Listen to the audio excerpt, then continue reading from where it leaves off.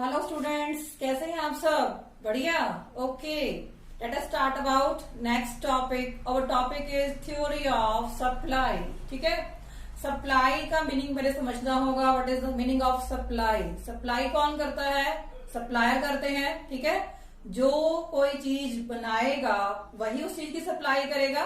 ठीक है, अब आप एक कंपनी में जाते हो, वहां धागा बन रहा है, कपड़ा बन रहा है, तो उसकी सप्लाई कौन करेगा? फॉर्म का मालिक करेगा।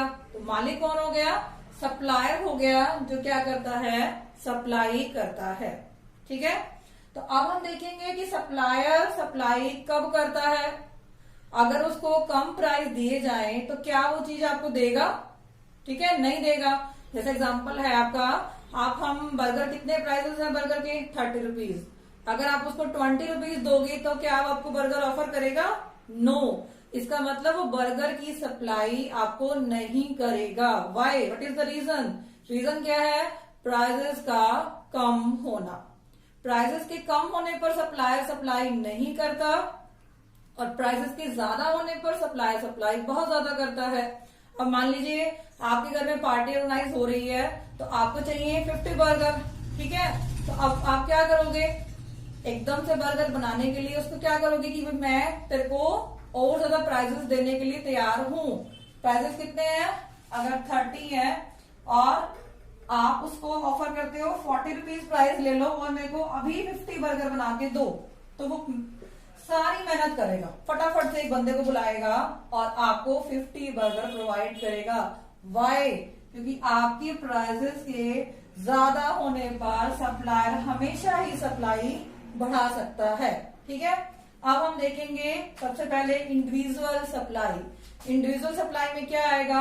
एक फॉर्म या ओनली वन इंडस्ट्री की बात जब हम करेंगे तो उसे हम क्या कहेंगे?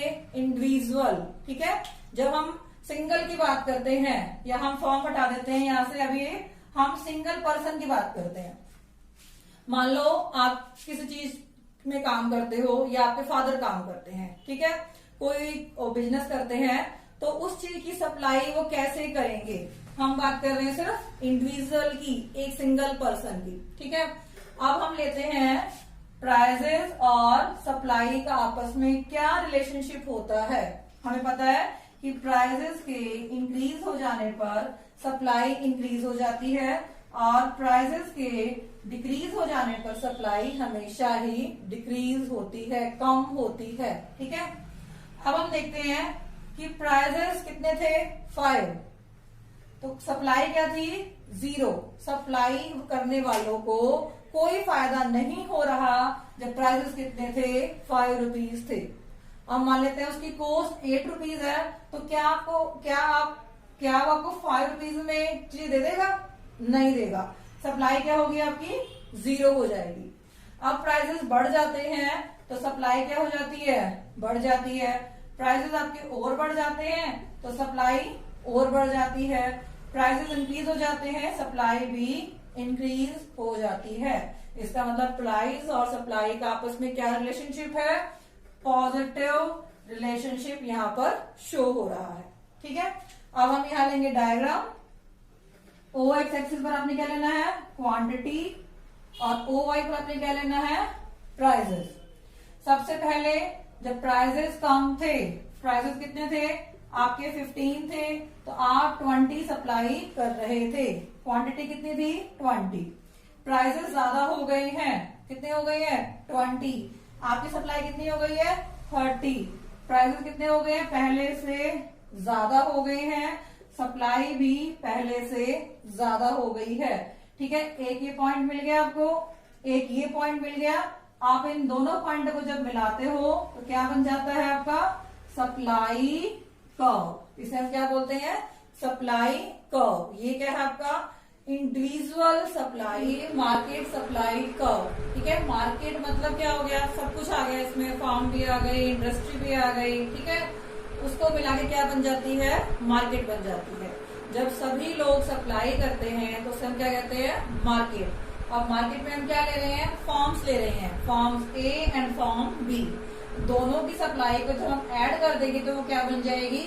मार्केट सप्लाई बन जाएगी। ठीक, क्लियर?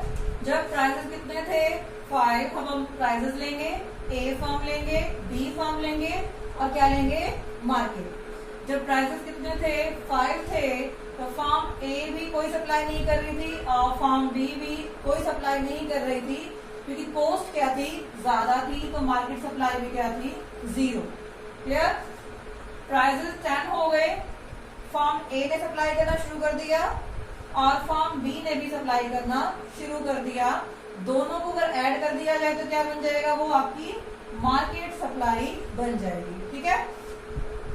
प्राइसेस और ज्यादा हो गए, आपकी फर्म ए ने भी सप्लाई बढ़ा दी और बी ने भी सप्लाई को बढ़ा दिया। दोनों को अगर ऐड कर दिया तो क्या बन गई, वो आपकी मार्केट सप्लाई बन गई है। थर्ड में क्या हुआ, अगर प्राइसेस 20 हो गए तो ये इसने भी सप्लाई और इंक्रीज कर दी और इसने भी सप्लाई को इंक्रीज कर दिया है। ठीक है। तो क्या बन गया, दोनों को अगर ऐड कर देंगे तो वो क्या बन जाएगा, मार्केट सप्लाई बन जाएगी। क्लियर। अब हम ए का डायग्राम बनाएंगे, फिर बी का और फिर मार्केट डायग्राम।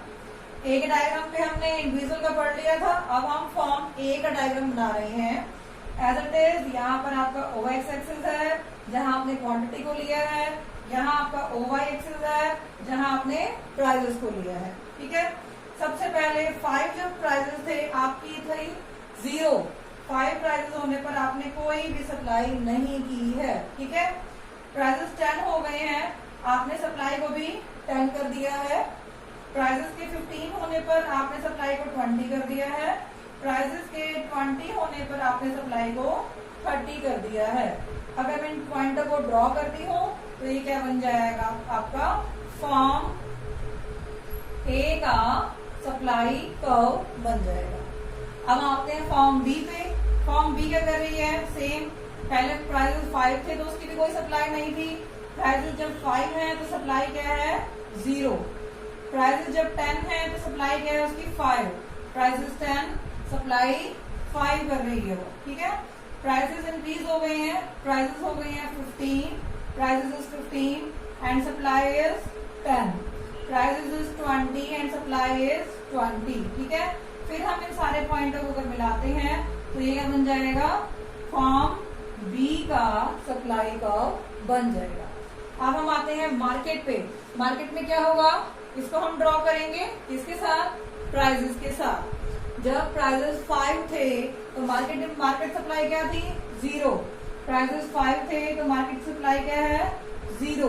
प्राइजेस के 10 होने पर मार्केट सप्लाई 15। प्राइजेस के 10 होने पर मार्केट सप्लाई कितनी हो गई 15। प्राइजेस के 15 होने पर मार्केट सप्लाई हो गई है 30। प्राइजेस के 15 होने पर ये कितनी हो गई आपकी 30। प्राइसेस के 20 होने पर आपकी मार्केट सप्लाई कितनी है 50। प्राइसेस के 20 होने पर आपकी मार्केट सप्लाई क्या है 50। अगर आप इन सारे पॉइंटों को मिलाते हो तो ये क्या बन जाता है, मार्केट सप्लाई कर्व। ठीक है। सप्लाई का रिलेशन समझ में आ गया।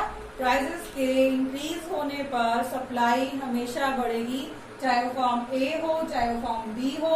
अगर हम इसको जोड़ के निकालेंगे तब भी प्राइसेस के इंक्रीज होने पर सप्लाई हमेशा ही इंक्रीज होती है। क्लियर। आई होप आपको ये टॉपिक क्लियर हो गया होगा। Okay, thank you students.